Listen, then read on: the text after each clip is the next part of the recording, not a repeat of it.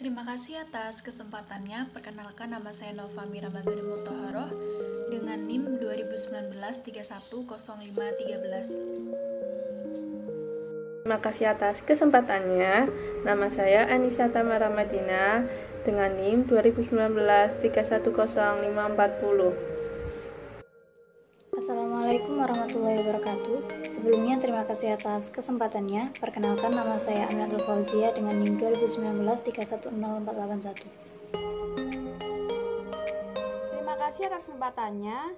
Perkenalkan, nama saya Nabila Abdurrahmadani dengan NIM 2019-310462. Baik, yang pertama saya akan jelaskan tentang pengambilan keputusan jangka pendek, yaitu pemilihan alternatif dan harus segera dilakukan atau keputusan yang bersifat pendek, atau juga disebut sebagai keputusan taktis karena melibatkan pemilihan antara alternatif dengan kerangka waktu langsung atau terbatas. Lalu di slide berikutnya ada model pengambilan keputusan. Model keputusan serangkaian prosedur khusus yang menghasilkan keputusan, dapat digunakan untuk menyusun pemikiran pembuat keputusan dan mengatur informasi untuk membuat keputusan yang baik. Lalu di slide kelima ada langkah-langkah garis besar dari satu model pengambilan keputusan. Langkah yang pertama yaitu kenali dan definisikan masalahnya. Masalah harus didefinisikan dengan jelas sehingga perbedaan antara masalah dan bukan masalah, misalnya isu, menjadi jelas. Lalu langkah kedua, identifikasi alternatif sebagai solusi yang mungkin untuk masalah tersebut. Hilangkan alternatif yang jelas-jelas tidak memungkinkan. Lalu langkah ketiga, klasifikasikan biaya dan manfaat sebagai relevan atau tidak relevan dan hilangkan yang tidak relevan dari pertimbangan. Saya akan menjelaskan pada slide berikutnya. Langkah 4, perkiraan biaya dan manfaat yang relevan untuk setiap alternatif yang memungkinkan.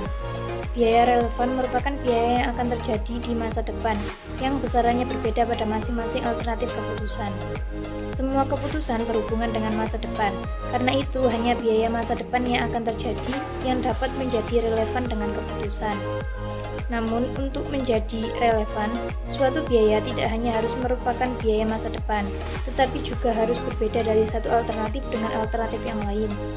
Bila biaya tersebut sekalipun merupakan biaya yang akan terjadi di masa depan, bila suatu keputusan diambil tetapi besarannya tidak berbeda antara satu alternatif dengan keputusan alternatif yang lain, maka biaya tersebut tidak memiliki pengaruh terhadap keputusan. Biaya demikian disebut biaya tidak relevan atau irrelevant cost. Kemampuan mengidentifikasi biaya relevan dan biaya tak relevan merupakan suatu keterampilan pengambilan keputusan yang penting. Langkah 5. Kaji faktor kualitatif. Tersedianya informasi yang relevan, mutakhir, dapat dipercaya, dan lengkap serta digunakan sebagai dasar untuk melakukan analisis yang diperlukan. Langkah 6. Buatlah keputusan dengan memilih alternatif dengan keuntungan bersih keseluruhan terbesar. Selanjutnya, definisi biaya relevan. Pendekatan pengambilan keputusan yang baru saja dijelaskan menekankan pentingnya mengidentifikasi dan menggunakan biaya yang relevan. Biaya yang relevan memiliki dua karakteristik. Yang pertama, mereka adalah biaya masa depan. Kedua, mereka berbeda antar alternatif. Semua keputusan yang tertunda terkait dengan masa depan. Karenanya, hanya biaya masa depan yang dapat relevan dengan keputusan. Selanjutnya, perilaku biaya dan biaya yang relevan. Sebagian besar keputusan jangka pendek memerlukan pertimbangan ekstensif tentang perilaku biaya. Mutu keputusan yang diambil dalam arti penggabungan yang tepat antara rasionalitas dan kreativitas oleh pengambil keputusan. Sangat mudah untuk jatuh ke dalam perangkap kepercayaan bahwa biaya variabel relevan dan biaya tetap tidak. Namun anggapan tersebut tidaklah benar. Poin utamanya adalah bahwa perubahan dalam penawaran dan permintaan sumber daya harus dipertimbangkan saat menilai relevansi. Perubahan dalam permintaan dan penawaran sumber daya di berbagai alternatif dapat menyebabkan perubahan dalam pengeluaran. Kemudian perubahan dalam pengeluaran sumber daya adalah biaya relevan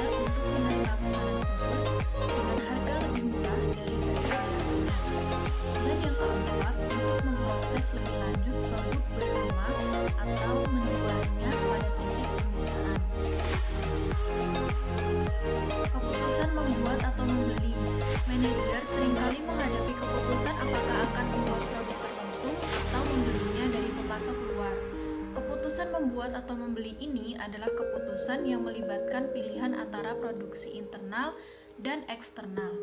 Selanjutnya akan diteruskan oleh rekan saya. Terima kasih. Baik, di sini saya akan menjelaskan tentang keputusan pesanan khusus. Pengertian dari keputusan pesanan khusus yaitu dari waktu ke waktu perusahaan dapat mempertimbangkan untuk menawarkan produk atau layanan dengan harga yang berbeda dari biasanya. Adapun syarat-syarat dari pesanan khusus yang dapat diputuskan sehubungan dengan analisis incremental cost melalui penentuan harga pokok variabel adalah sebagai berikut. Yang pertama, kapasitas produksi dan penjualan masih ada yang menganggur karena bila melampaui batas kapasitas penuh akan berakibat jumlah biaya tetap akan berubah. Yang kedua, adanya pemisahan pasar antara penjual biasa dengan penjual untuk melayani pesanan khusus. Harga jual yang biasa umumnya lebih tinggi dan tidak terpengaruh untuk turun. Adapun juga satuan dengan kriteria pesanan khusus. Yang pertama, harga satuan pesanan khusus kurang dari biaya variabel satuan itu dari pesanan khusus contribution margin perusahaan negatif. Yang kedua, harga pesanan khusus sama dengan biaya variabel satuan itu dari pesanan khusus contribution margin perusahaan itu sama dengan 0 karena sama dengan. Yang ketiga, harga satuan pesanan khusus lebih besar biaya variabel satuan itu dari pesan khusus contribution margin itu hasilnya positif. Baik, di sini saya akan menjelaskan tentang keputusan buat atau beli lanjutan. Salah satu jenis biaya relevan yang menjadi semakin besar akibat globalisasi dan gerakan lingkungan hijau menyangkut biaya pembuangan yang terkait dengan limbah elektronik. Faktor-faktor yang harus kita pertimbangkan sebagai komponen dalam mendukung sebuah produk harus produksi atau dibuat sendiri. Yang pertama, tambahan biaya akibat persediaan atau inventory. Yang kedua, biaya tenaga kerja langsung. Yang ketiga, biaya overhead pabrik. Yang keempat, biaya bahan baku dan pendidikan. Yang kelima, tambahan biaya manajemen. Yang keenam, biaya yang berasal dari masalah kualitas. Yang ketujuh, tambahan biaya pembelian. Yang kedelapan, tambahan biaya modal. Pertimbangan biaya untuk membeli meliputi yang pertama, harga pembelian dari bagian yang dibeli tersebut. Yang kedua, biaya transportasi. Yang ketiga, biaya penerimaan dan inspeksi. Yang keempat, tambahan biaya pembelian. Yang kelima, biaya yang berasal dari masalah kualitas. Baik, di sini saya akan menjelaskan tentang keputusan pertahanan atau jatuhkan. Seseorang manajer perlu menentukan apakah segmen seperti lini produk harus disimpan atau dihapus. Contoh produk mobil seperti Oldsmobile, Hummer, Saab, dan Buick. Lalu, laporan tersegmentasi yang disiapkan berdasarkan biaya variabel memberikan informasi berharga untuk keputusan simpan atau jatuhkan ini. Manajer menggunakan informasi biaya relevan dalam memutuskan apa suatu lini produk atau segmen lini bisnis dipertahankan atau dihentikan. Dalam tradisional costing, manajer menyusun laporan-laporan rutin per segmen untuk menentukan setiap margin lini produk. Berdasarkan margin produk ini, manajer dapat mengetahui margin lini produk sebagai dasar pertimbangan keputusan dalam mempertahankan atau menghentikan suatu lini produk.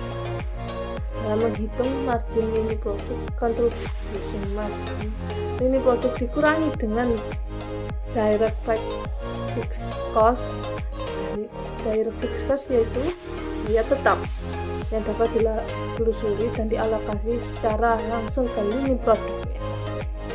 Dari margin produk, total selanjutnya dikurangi dengan comes fixed expense, diperoleh total operating income.